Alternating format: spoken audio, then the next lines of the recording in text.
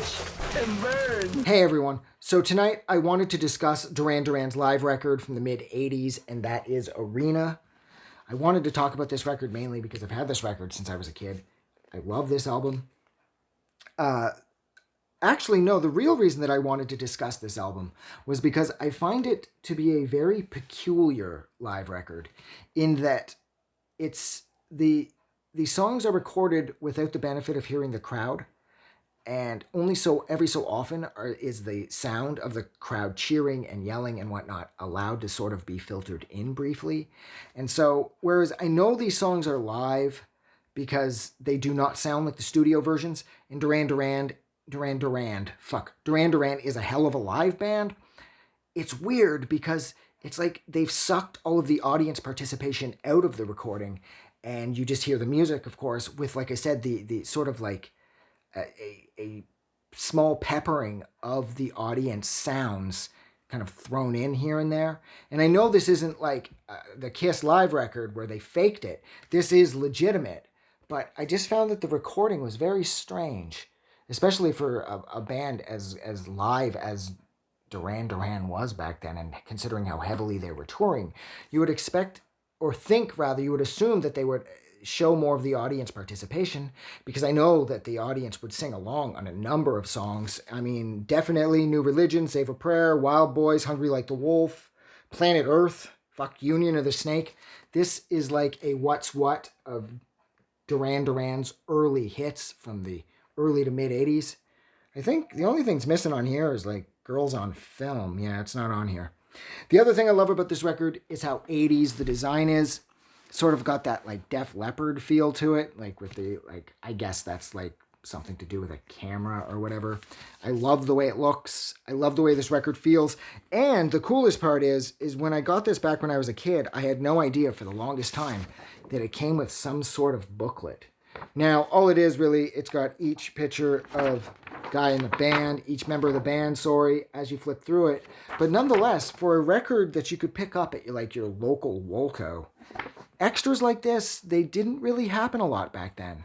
Occasionally you'd get a small poster that folded out to be a little bigger than a piece of like traditional 8.5 by 11 paper.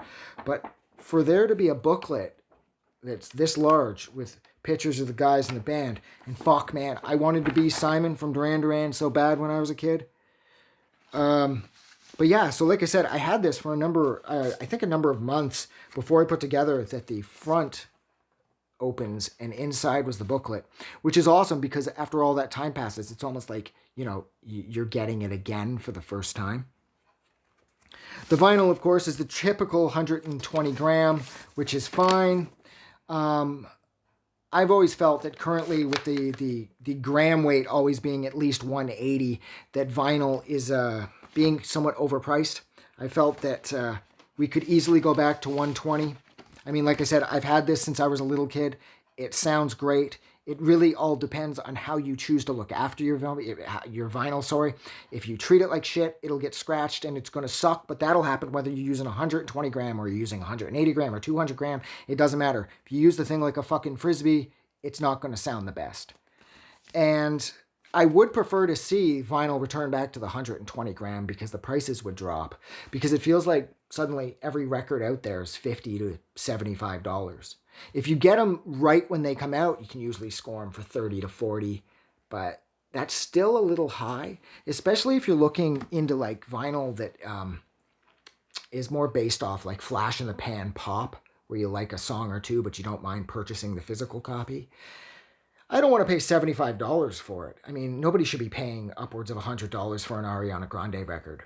I really like Ariana Grande, and I especially like what she did on Victorious, but I don't think her records should cost that much. They should be $25 tops.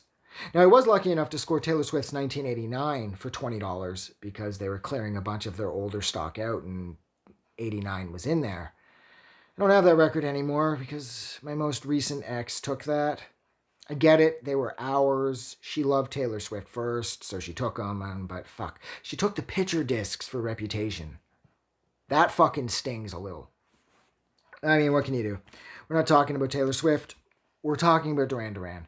Duran Duran were like the biggest band, the 80s. They were wrongly referred to as fashion pop.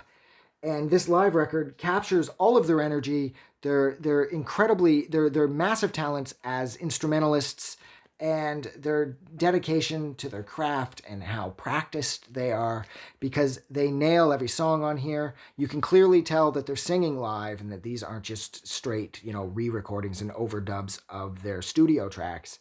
Duran Duran could play, Duran Duran could write, and that's on full display here. But my only real complaint again is how they sort of sucked out the sounds of the audience. It's very strange. But yeah, so look, I'm going to go. So thank you so much for sitting with me while I discussed Duran Duran's mid-1980s live record, Arena. If you liked this review, don't forget to do something nice for somebody. And I will see you guys soon because there are a lot of these. Have a good night. I just wanted to say thank you for making it through the entire video. I really appreciate it. And I'm going to remind everyone one more time, even though I've probably already done this in the video that you just watched, to please click the like button as well as the subscribe button because it helps this channel grow. And thank you for hitting like and subscribe, and we will see you guys really soon.